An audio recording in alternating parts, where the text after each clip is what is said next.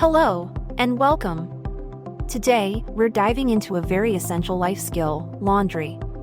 Throughout this video, I will give a step-by-step guide along with some helpful tips about how to effectively wash laundry. Let's start.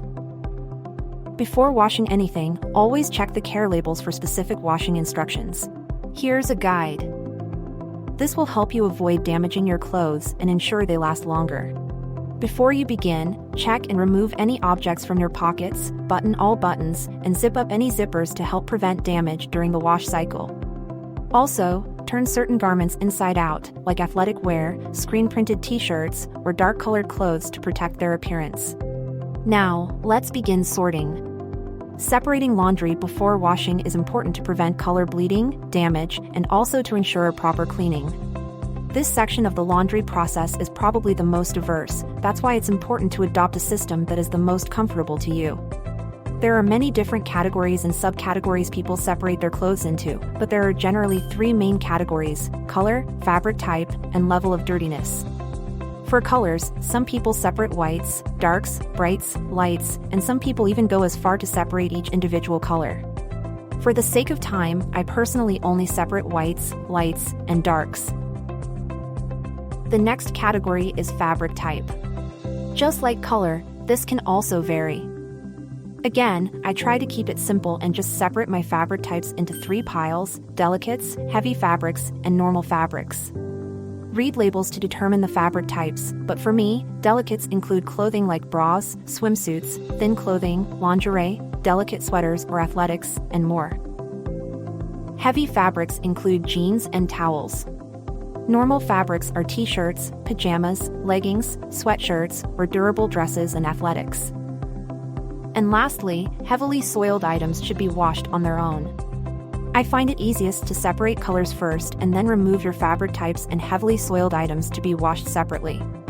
This can get very confusing, but, again, care labels should help determine how to safely wash each item. Just choose the system that works best for you. Next up, pre-treat any stains. Apply a small amount of stain remover or detergent directly to the stain and gently rub it in. Let it sit for a few minutes before moving on to the next step. Now it's time to load the washing machine. Add your sorted laundry into the drum, being careful not to overcrowd it. Don't fill your washer more than 3/4 of the way full to ensure enough room for water and detergent to circulate freely. No matter which detergent you use the recommended amount based on your laundry load size and the detergent's instructions. More is not better. Using too much of it will leave residue on your clothes and cause them to wear out faster. Next, choose the appropriate settings for your laundry. Only use hot water to wash both white and extremely dirty clothes. For light, bright, and dark colors, use cold water to prevent color bleeding.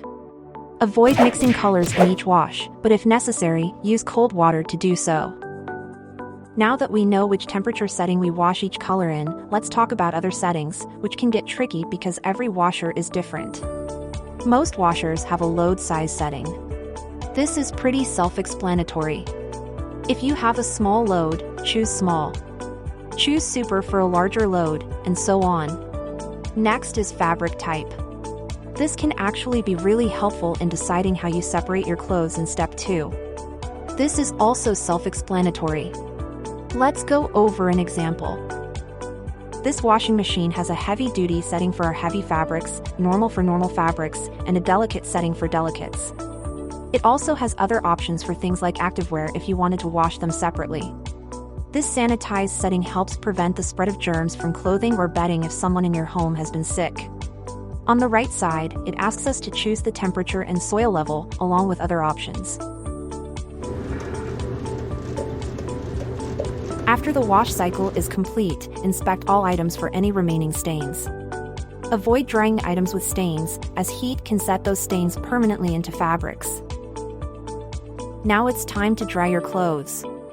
Transfer your clothes to the dryer or drying rack as soon as possible to avoid smells. Also, remember to clean the dryer lint filter frequently to prevent the dryer from overheating and lint returning on other clothes. If you're using a dryer, follow the care labels for drying instructions. For delicate items, consider air drying them on a rack or hanger. Lastly, fold or hang your clothes as soon as they're dry to prevent wrinkles. For items like t-shirts and jeans, folding is usually fine, while dresses and dress shirts should be hung to maintain their shape. Once every load is washed, dried, and put away, you are all done.